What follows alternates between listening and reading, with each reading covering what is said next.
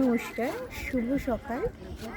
আজকে আমরা আমাদের 18 নম্বর প্রজেক্ট করতে চলেছি, আর কিছুক্ষণের মধ্যেই শুরু হবে।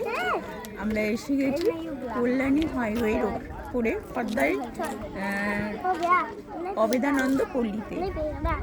ওখানে সব আমরা পুরনো জামা কাপড় ডিস্ট্রিবিউশন করব, আর বাচ্চাদেরকে কিছু জল মিষ্টি দেব। ওয়েলকাম।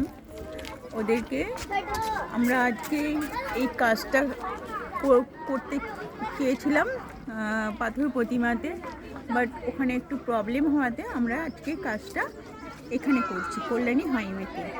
আমাদের উদ্দেশ্য একটাই, সুন্দর পৃথিবী গড়ার চেষ্টা করা, আরও মানুষদের পাশে, এরকম নিডি মানুষদের পাশে গিয়ে তাদের সাথে মিশে যাওয়া। আর প্রথম থেকেই বলছি, আমি পুজো পাঠ করি না, পুজো আর্চা করি না। আজকে জবের থেকে মা মাদার ওপেন করেছি, কারণ এটাই আমার পুজো, এটাই আমার সব কিছু, আমার নারায়ণ সেবা। এটা আমি সকলকে বলবো আমাদের এই মহৎ কাজে আপনাদেরকে যোগদান করতে। ফার্স্ট আপনারা আসুন, এসে আমাদের কাজটাকে দেখুন।